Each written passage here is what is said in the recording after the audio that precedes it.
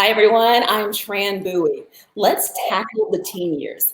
This is a time that can be challenging for many. Your grades matter, grades is important, peer pressure is on, and self-confidence is a struggle. So joining me now is Kindra Smith. She is the principal of Riverwood International Charter School. Hi, Kindra. How are you? I'm great. I'm great. Thank you, Tran. Well, this is my first time meeting you, but I hear you have a huge following. When I mention your name, everyone knows you. So you were actually at Elkins Pointe Middle School as well as Roswell North Elementary School. Is that right? That's correct. So you can talk to us about all levels, not just middle school and high school. So Absolutely. I want to start with, when do you think you found your voice? Did something happen to you, or did you witness something? So for me, finding a person's voice or finding your voice comes in so many different forms and in so many different iterations. And for me, growing up in a household with my mom being a registered nurse, my dad being an educator for 44 years, both retiring, growing up seeing them serve the community and be servant leaders, and growing up in that environment allowed me to um, form who I became later in life. And so um, finding my voice was um, very significant for me whenever I began my walk in leadership.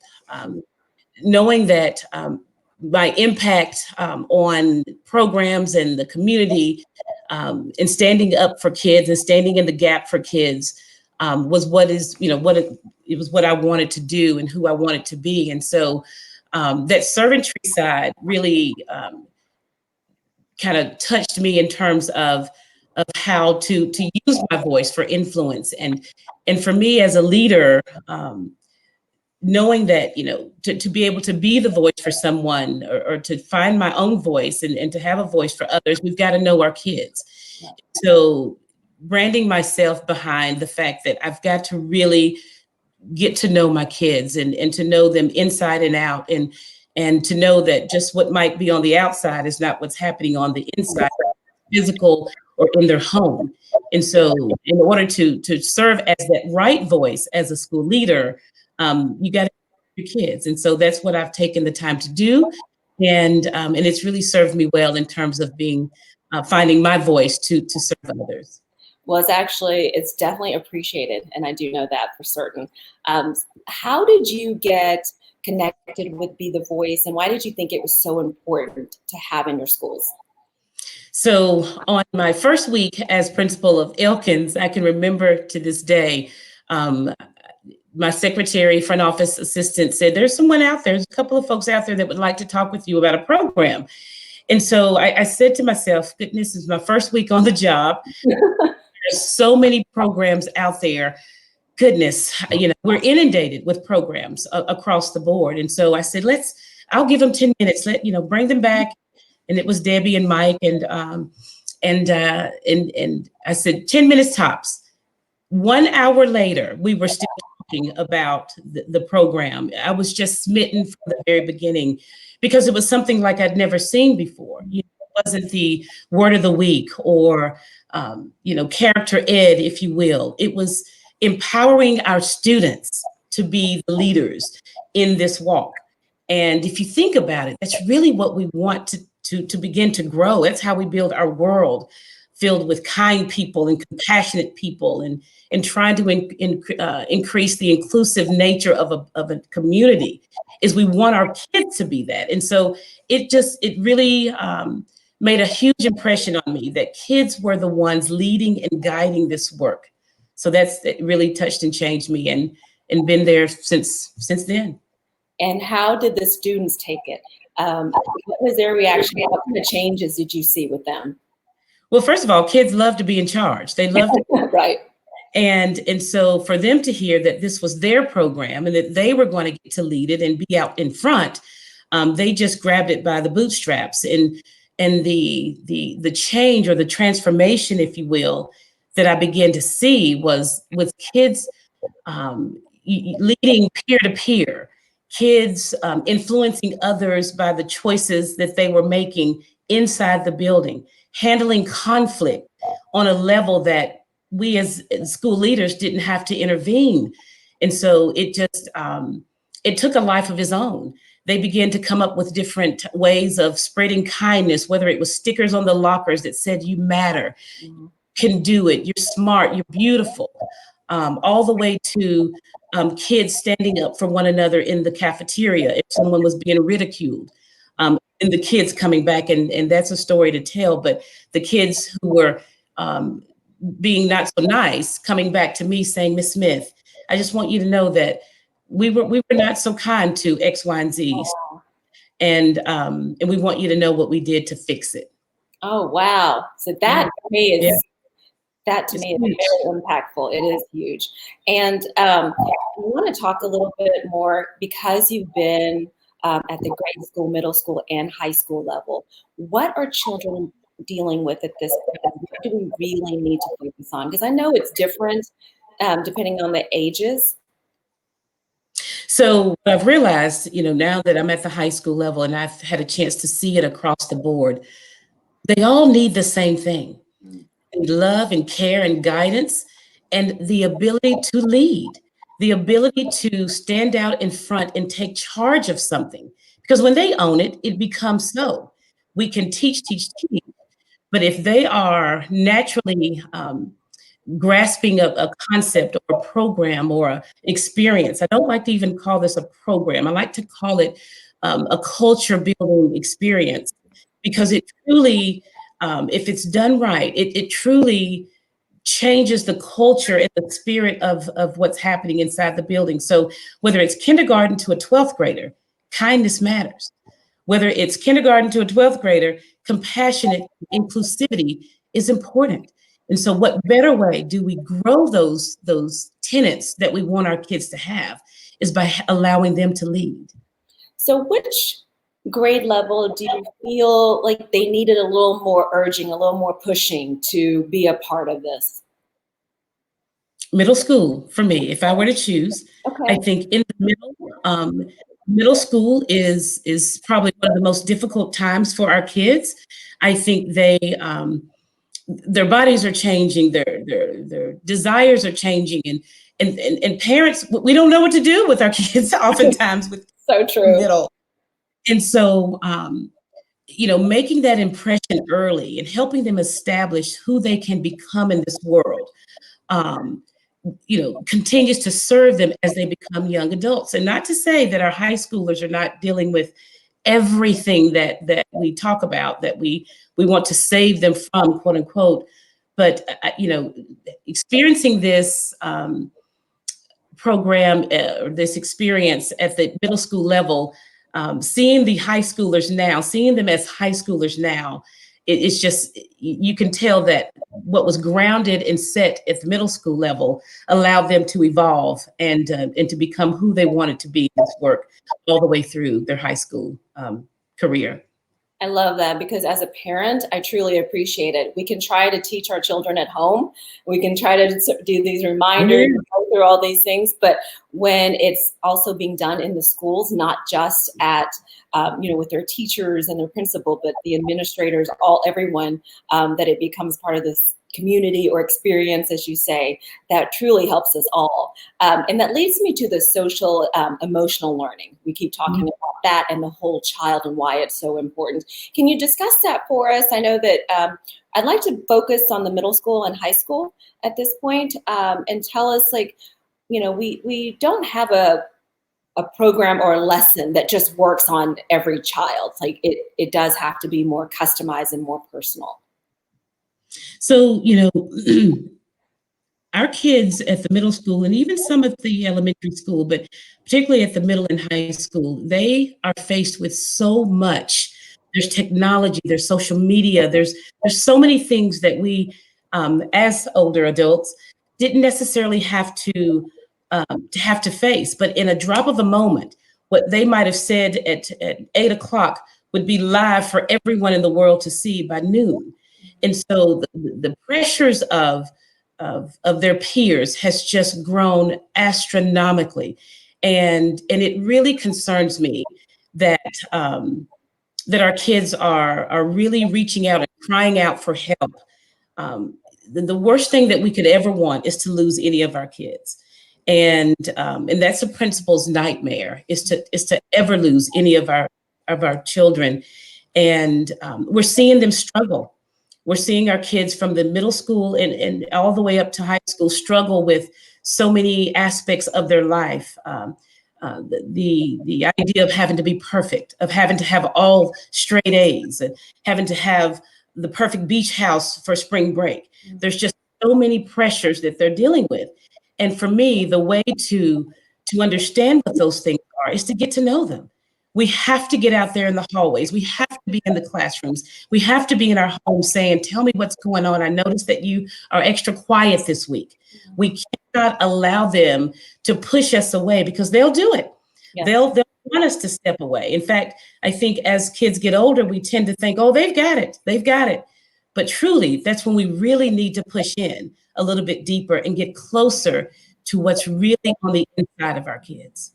Yes, and I think they probably put a lot of pressure on themselves to please us as parents too. And so I appreciate you doing that and going up to the children and checking on them, because I remember as a child remembering those certain teachers and the principals and even, staff, like the cafeteria ladies, the ones who took the time to ask me how I'm doing, or just to talk yes. or smile. So for all of those who are joining, we are showing your comments below, and Edward is saying, amen. It is a parent's nightmare and a community's nightmare as well. So when you said that, that really struck me. And so for those of you who are out there, if you would like to ask Kindra any questions, we're going to try to answer them live during the broadcast. If not, we'll go back and try to get your answers. And we're going to continue. So Kindra, it sounds like you have incorporated this program and also the social emotional learning into all your schools. How do you prepare your staff and the teachers, and I mean, really just everybody for that? So it's a community's efforts, and you hit up on it. This is not a single kid's problem. Social emotional issues that we're seeing in our kids didn't start with the kids. It started with a bigger issue, and so if it's a bigger than them, we have to educate and support the community and the folks that are standing around our kids. I was so fortunate when I walked into Riverwood. We had an amazing community member who came to the table with data from our Georgia high school health survey. And we looked at the trend data over the course of 3 years, what Riverwood was faced with, whether it was anxiety, drugs, alcohol, peer pressure, suicidal thoughts, everything that the survey teased out. And so our school governance council took that information. We spent a weekend. We took a Saturday and held a retreat and talked about how can we as a school community put our arms around our students. How can we allow them an opportunity to be heard? And it was quite evident that the kids needed to be heard. Because again, if we don't listen to what they're saying, we've missed it. So during the second and third week, I held something called 50 for 30, and several of those 50s for 30s, and that's 50 kids for 30 minutes over the course of 2 weeks in Riverwood. And it was so enlightening because it gave kids 30 minutes to just share any and everything and be as open as they wanted to be about all things Riverwood, all things about them and what they were struggling with. And so I took that information, and we with the administrative team and our school governance council, and we looked for trends and themes across the board to see what we could do to help. And glaring out of all of the data, anxiety, stress, worry over whether or not they were going to pass a class, multiple platforms that they were having to tease through, overworked, sad. And, some of our Hispanic students said they felt disconnected. Some of our African-American students said they felt unheard. And so these are things that we have to listen to.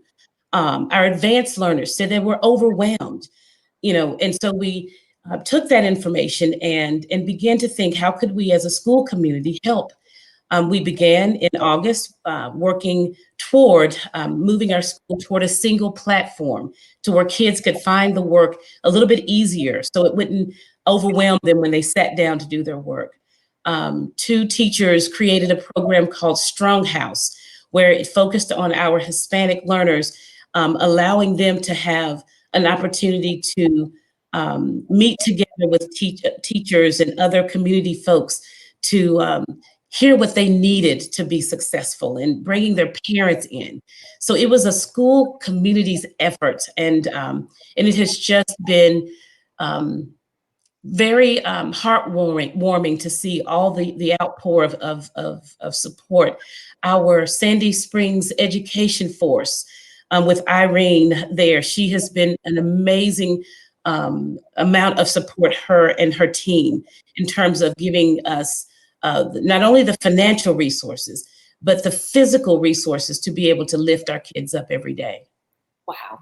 I'm just blown away. I love that whole 50 for 30. And I'm sure the kids really appreciated that too, because yes, you gave them your time. We have a question. Is there a plan in place to share the Riverwood experience with our public schools? Well, this is day one. Okay.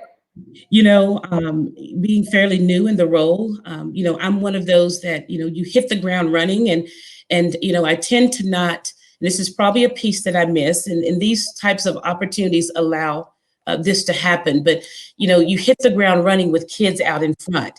You want to get in there and be at their games and find out who they are, and help our teachers, be better teachers and give them what they need to be successful in the classrooms. Because, what the kids bring in is what the teachers then have to digest in a classroom of 30. So, opportunities like this allow us to get the message out and to share what it is that's happening. But there's more things happening around this district. There are so many schools that are doing fantastic and phenomenal things for our kids, not just Riverwood. So, but I'd be happy to continue to share in any form. Oh, wonderful. And so for I want to continue by saying that Be the Voice is probably needed now more than ever. Is that correct? Mm-hmm. It is. It absolutely is. And again, you have to not look at Be the Voice as a program, because you can get caught up in, okay, well, how much does it cost? Well, what is this? Well, when we're talking about all the things that we've tried in our world up until this day, it's a why not? Why not bet on kids? Why not bet on putting our kids out in front to lead the work of creating a kinder, more gentler world? And Be the Voice for me is a beautiful brand, and it allows parents to be able to walk into a school to see, wow, that's the culture my kids are walking into. But every school owns it differently. Every school is faced with different challenges, no matter where you are. And so the beautiful thing about Be the Voice is that the iteration that you create can be built around the narrative that is spoken from the school and spoken from the needs of the students in that particular environment. Amen. Ed is back, and he was saying he's one of the PTSA co-presidents at Roswell High, and one of the stressors that he hears is the most is pressure regarding AP courses, and they're connecting to college admissions. The stress is real. So what suggestions do you have there? And he is bang on, and I have preached this all the way from middle school through this position that I'm in. We have to be okay with our kids being who they are. We cannot expect our children to take on 5 AP courses, play in a band or be a part of a band, have a life outside of school and be happy. We can't expect them to walk into the world a happy and whole child with the heavy weight of being perfect through the work that we want them to be. And so my mantra is pick 2 and what you love to do. So 2 subject areas that you really excel in, and then pick something you love to do, and then go do it. Those 2 subjects will serve you for the rest of your life. You don't have to have a 5 across the board, 5, 10, 8 classes of everything roaring out of your high school. Allow your kids to find a happy place, because at the end of the day, if we don't have our kids, we have nothing. If we don't have them with us, Mm-hmm. we don't have an opportunity to say, go take more APs. And not to say that there are not kids who can own that. There are some that certainly can. But for the majority of our kids, find those things that they're really good at academically, and then power and empower them to find something they love to do. Blend those two together, and we can create better, happier, healthier kids in our world. Wow. Can I just call you every single day and so you can motivate me every single day, like get out of bed. This is it. I love that. So I'm going to end it with how we end our videos, is with our Be the Voice tagline. So for you, what would yours be? Be the voice and lean on me. I think that, I was listening to a commercial the other day, and it was about the, COVID-19, and I think it was a Walmart commercial, if I'm not mistaken. And it depicted different people owning different parts of the song "Lean on Me," and it really made me think.